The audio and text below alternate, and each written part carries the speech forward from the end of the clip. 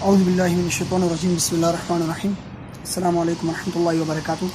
हमारा जो आज का लेक्चर है वो है शील्डिंग इफ़ेक्ट। ठीक है जी। शील्डिंग इफ़ेक्ट में जाने से पहले हमें दो चीज़ों को समझना जो है वो बहुत ज़रूरी है। एक तो इफ़ेक्टिव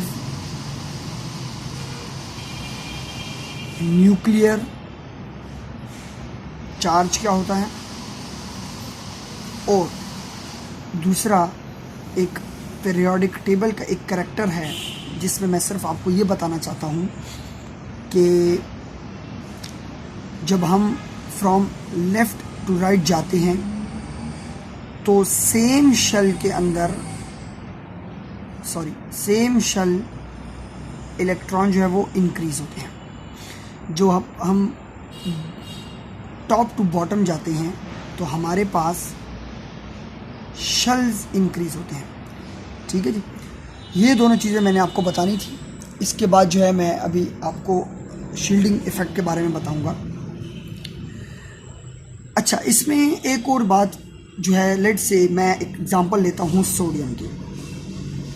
ठीक है जी। सोडियम का जो एटॉमिक नंबर है वो आपको पता है 11 है। इट मीन्स इसके अंदर 11 इलेक्ट्रॉन्स होते हैं और 11 प्रोटॉन्स होते हैं। अगर मैं न्यूट्रल एटम की बात करूं तो अगर मैं इसका स्ट्रक्चर बनाता हूं तो न्यूक्लियस के अंदर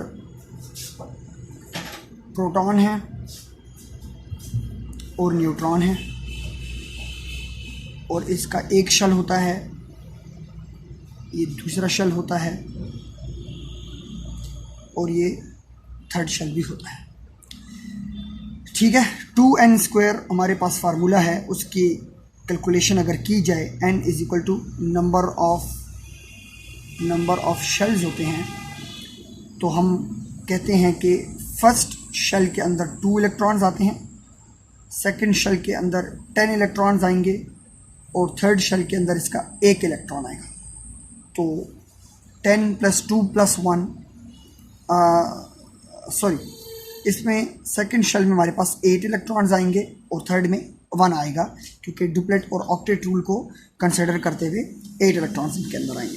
तो 2 + 8 10 + 1 हमारे पास 11 इलेक्ट्रॉन्स बराबर होते हैं। तो मैं यहाँ पे 2 इलेक्ट्रॉन्स पहले शेल में बनाता हूँ, ये मैं 8 इलेक्ट्रॉन्स जो है ये दूसरे शेल में बना रहा हूँ, और ये मैं सिंगल इलेक्ट्रॉन जो है वो थर्ड शेल में बना रहा हूँ।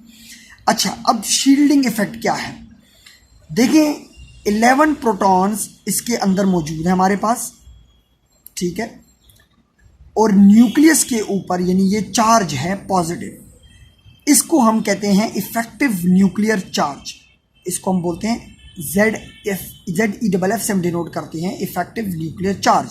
इफेक्टिव न्यूक्लियर चार्ज वो होता है कि जितने भी इलेक्ट्रॉन्स हमारे पास शेल्स के अंदर मौजूद हैं वो कितनी फोर्स को एक्सपीरियंस कर रहे हैं न्यूक्लियस से। यानी एक न्यूक्लियस जो है जिसके अंदर प्रोटॉन्स हैं वो हमारे पास कितनी फोर्स लगा रहा है जो भी इलेक्ट्रॉन्स मौजूद हैं शेल्स के अंदर, इसको हम कहते हैं इफेक्टिव न्यूक्लियर चार्ज। तो अगर देखा जाए तो एक नॉर्मल जो एक बात जहन में आती है वो ये आती है कि भाई ये जो जितने इलेक्ट्रॉन्स मौजूद हैं इनके ऊपर चार्ज तो सेम ही होना चाहिए, लेकिन ऐसा नहीं होता है।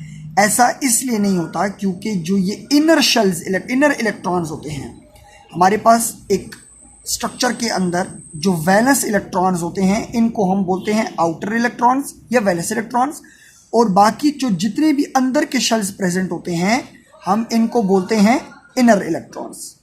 ठीक है। तो जो इनर इलेक्ट्रॉन्स होते हैं ये एक शील्ड बना लेते हैं, यानी कि इनका आपस में रिपल्शन फोर्सेस इतना भी ज़्यादा होता है क्योंकि ये सारे मौजूद होते हैं एक क्लाउड की शक्ल में। तो क्लाउड की शक्ल में ये एक शील्ड सी बना लेते हैं और ये न्यूक्लियर चार्ज को अपने तक ही रोकते हैं, ये आगे इसको पास करने नहीं देते, ये इसको आगे पास करने नहीं देते। इसकी वजह भी ये है कि अगर मैं सिंपल 2 मैग्नेट्स रखता हूँ, आप ये एक्सपेरिमेंट करके देख लें, और तीसरा मैग्नेट मैं यहाँ रखता हूँ, तो आपको पता है पॉजिटिव और नेगेटिव तो होता है, तो ये मैग्नेट कोशिश करेगा कि जितना फोर्स इससे आ रहा है ये सारा का सारा खुद एब्जॉर्ब कर ले, ये इसको इस तक पहुंचने नहीं देगा। और अगर ये वाला मैग्नेट इस फोर्स को, इस वाले की फोर्स को एक्सपीरियंस भी करता है तो वो मैग्नीट्यूड में बहुत कम होगी, क्योंकि ये वाला जो मैग्नेट है ये एक शील्ड की तरह बिहेवियर देता है, यहाँ पे एक शील्ड प्रोवाइड कर देता है ताकि इधर से जो फोर्स निकल रही है वो इस तक ना जाए। इसी तरीके से जो इनर इलेक्ट्रॉन्स होते हैं वो आपके एक शील्ड प्रोवाइड करते हैं, एक शील्ड सी बना लेते हैं, और आपका जो ये आउटर वाला इलेक्ट्रॉन्स होता है इस तक ये फोर्स नहीं पहुंचती, और इसको हम बोलते हैं शील्डिंग इफेक्ट। ठीक है, अब इस शील्डिंग इफेक्ट की वजह से हमारे पास तीन चीज़ें जो हैं वो बड़ी इम्पॉर्टेंट हैं। सबसे पहले तो हम इसके ट्रेंड्स को डिस्कस करेंगे। हमारे पास ये मैं ऊपर से मिटा देता हूँ। सबसे पहले हम इसके ट्रेंड्स को डिस्कस करेंगे कि इसका ट्रेंड्स किधर जाएगा। अच्छा, जैसे मैंने कि पहले बताया आप लोगों को कि अगर हम लोग लेफ़्ट से राइट पे जाते हैं तो विद इन सेम शेल आपके पास इलेक्ट्रॉन जो है वो इंक्रीज होते हैं। ठीक है, और अगर हम लोग टॉप टू बॉटम आते हैं तो हमारे पास नंबर ऑफ शेल्स इंक्रीज होंगे। जैसे कि सोडियम के बाद पोटेशियम आ जाएगा तो उसमें भी आउटर शेल में एक इलेक्ट्रॉन होगा, लेकिन उसका एक शेल इंक्रीज हुआ होगा क्योंकि उसका एटॉमिक नंबर जो है वो डिफरेंट हो जाएगा, जो जैसे कि आप पीरियोडिक टेबल में सारे अपने देख सकते हैं। तो लेफ्ट से राइट तक आपके शील्डिंग इफेक्ट के ऊपर कोई असर नहीं आता, क्योंकि शील्डिंग इफेक्ट आपका डिपेंड कर रहा है इनर इलेक्ट्रॉन्स के ऊपर। ठीक है, वो इनर इलेक्ट्रॉन्स के ऊपर डिपेंड कर रहा है जिनमें कोई फ़र्क नहीं आ रहा, जिनकी क्वांटिटी बिल्कुल सेम है। इस वजह से अगर हम लेफ़्ट से राइट पे जाएंगे तो आपके शील्डिंग इफ़ेक्ट में कोई चेंज नहीं आएगा। लेकिन अगर हम लोग टॉप टू बॉटम में जाएंगे तो आपका एक शेल और इंक्रीज़ होगा, और एक शेल और इंक्रीज़ होने का मतलब अब आपके 8 इलेक्ट्रॉन इसके थर्ड शेल में भी आ चुके हैं, जैसे कि पोटेशियम के केस में। तो जब 8 इलेक्ट्रॉन्स आपके इस शेल में भी आ चुके हैं, इसका मतलब है अब जो ये एक single electron in the fourth shell है, ये तो इफेक्टिव न्यूक्लियर चार्ज को और भी कम एक्सपीरियंस करेगा। तो शील्डिंग इफेक्ट आपकी इंक्रीज हो जाएगी फ्रॉम टॉप टू बॉटम, क्योंकि दरमियान में एक शेल विद 8 इलेक्ट्रॉन्स का और इजाफा हो चुका है। तो जितने ये शील्ड बनाएंगे उसके बाद जो अगर कुछ मैग्नीट्यूड बचेगा इफेक्टिव न्यूक्लियर चार्ज का, तो ये एक अलहदा शील्ड बनाएंगे। तो आपका जो ये वाला इलेक्ट्रॉन होगा ये आपका चार्ज जो इफेक्टिव न्यूक्लियर चार्ज है उसको एक्सपीरियंस बहुत कम करेगा। तो ये that's all about the shielding effect.